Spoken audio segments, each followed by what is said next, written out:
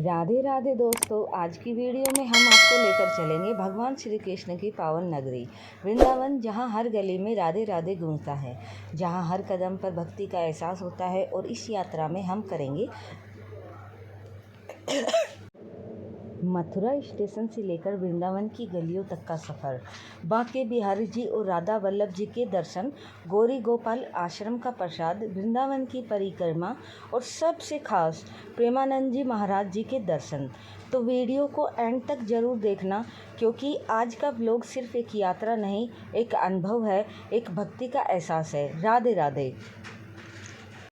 तो दोस्तों, हम सबसे पहले पहुंचे मथुरा स्टेशन पर। उतरते ही एक अलग ही एनर्जी महसूस होने लगी। हर तरफ राधे राधे की आवाज़, भक्तों की भीड़ और वृंदावन जाने का एक्साइटमेंट। मथुरा स्टेशन के बाहर निकलते ही हमने वृंदावन जाने के लिए ऑटो लिया, और जैसे ही ऑटो चला वैसे ही दिल में एक अलग सी फीलिंग आने लगी। रास्ते भर भजन चल रहे थे, सड़कों पर भक्त नज़र आ रहे थे, और मन में बस एक ही बात चल रही थी कि कब बांके बिहारी जी के दर्शन होंगे। ऑटो से जाते वक्त रास्ते का माहौल बहुत ही प्यारा था। हर तरफ मंदिर, भक्ति और वृंदावन की पवित्र हवा। सच में वृंदावन सिर्फ एक जगह नहीं, यह एक एहसास है। और कुछ देर में हम पहुंच गए श्री वृंदावन धाम।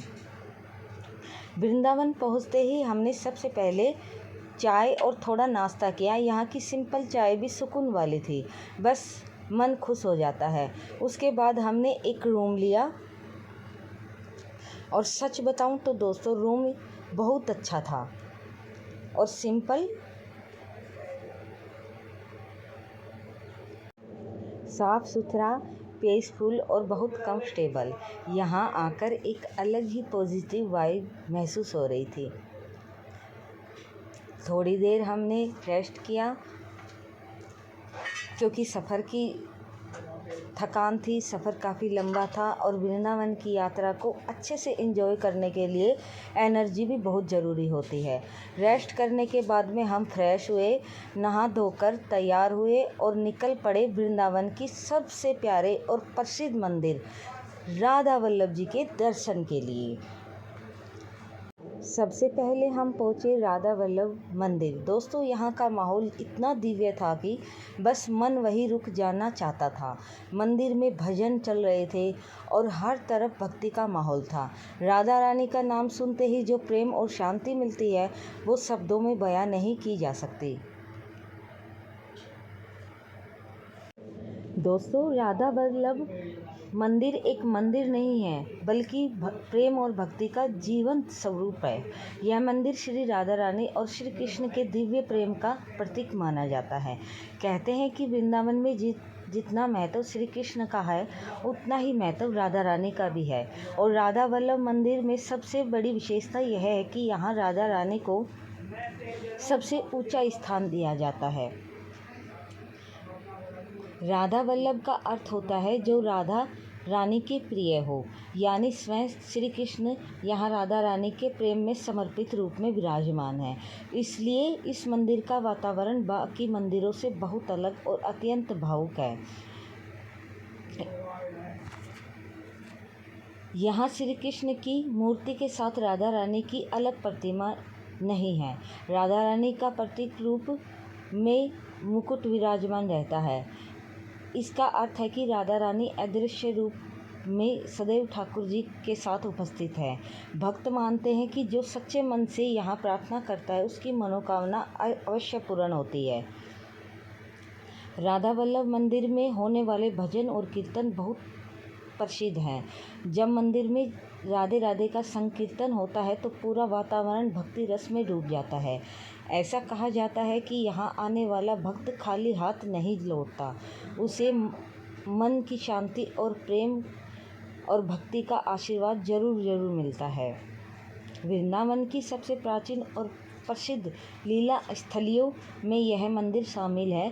दूर दूर से भक्त यहाँ दर्शन करने के लिए आते हैं। और दर्शन करने के बाद हम पहुँचे गौरी गोपाल आश्रम में भोजन करने के लिए। दोस्तों, यहाँ जो भोजन मिलता है वो सिर्फ खाना नहीं, भगवान का प्रसाद होता है। बहुत ही सिंपल, सात्विक और प्रेम से बना हुआ भोजन। सबसे अच्छी बात ये है कि यहाँ आप अपनी श्रद्धा के अनुसार दान भी कर सकते हैं। किसी पर कोई ज़बरदस्ती नहीं होती। हमने भी यहाँ प्रसाद ग्रहण किया और सच में जो सुकून यहाँ मिलता है वो किसी बड़े रेस्टोरेंट में भी नहीं मिल सकता। वृंदावन की एक ख़ास बात यही है कि यहाँ हर चीज़ में भक्ति और प्रेम महसूस होता है। और भोजन करने के बाद में हमने गौरी गोपाल आश्रम में बने मंदिर के दर्शन किए। सभी भगवानों को नमस्कार किया, राधे राधे, श्री हरिवंश बोला। और भक्तों, यहाँ के मंदिर वाकई में बहुत देखने लायक हैं। देखकर मन खुश हो जाता है। ऐसे जिस भक्त के अंदर अगर भक्ति का थोड़ा सा भी अभाव हो तो यहाँ सिर्फ और सिर्फ दर्शन मात्र करने से, राधे राधे बोलने से ही मन में एक अलग ही भक्ति का संचार होने लगता है। दोस्तों, अगर आप भी वृंदावन आएँ तो गौरी गोपाल आश्रम का प्रसाद जरूर ग्रहण करें, यहाँ के मंदिर के दर्शन जरूर करें, यहाँ की गौशाला के दर्शन जरूर करें और अपनी श्रद्धा के अनुसार दान दक्षिणा भी जरूर करें।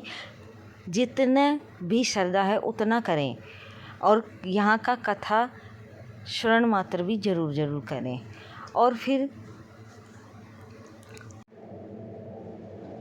उसके बाद में हम निकल पड़े वृंदावन की पवित्र परिक्रमा के लिए।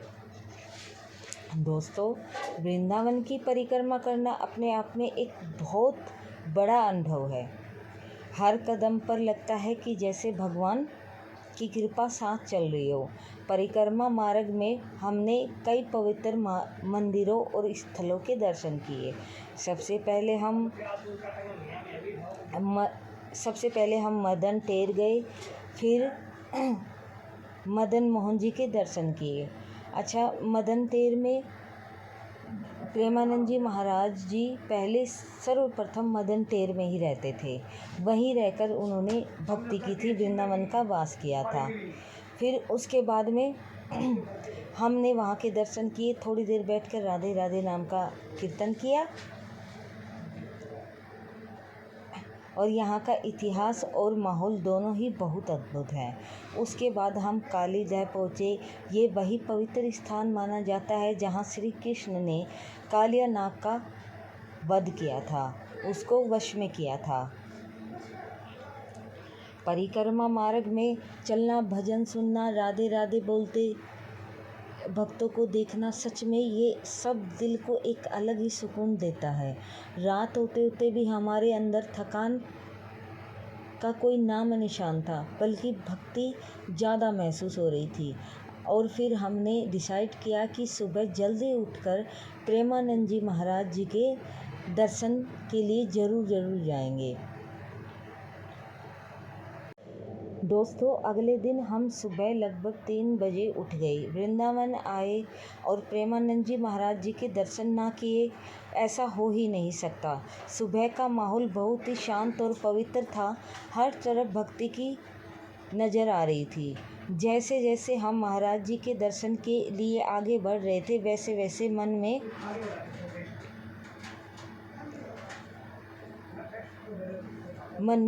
अलग ही एक्साइटमेंट भी बढ़ रहा था। और फिर वो पल आया जब हमने प्रेमानंद जी महाराज जी के दर्शन किए।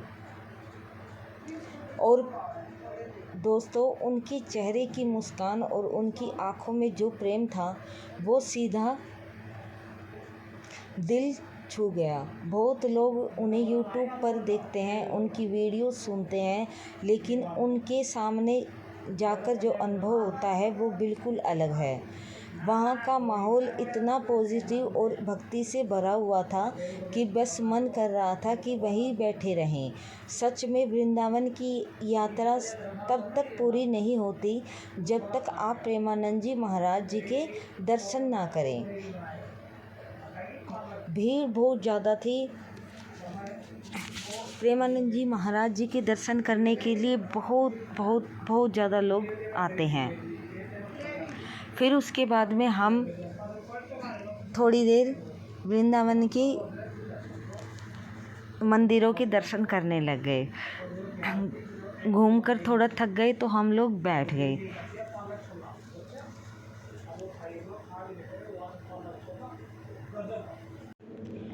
तो दोस्तों, ये थी हमारी श्री वृंदावन धाम की यात्रा। इस यात्रा में हमने सिर्फ मंदिरों के दर्शन नहीं किए, बल्कि एक अलग ही शांति और प्रेम को महसूस किया। वृंदावन की गलियां, बांके बिहारी जी का दरबार,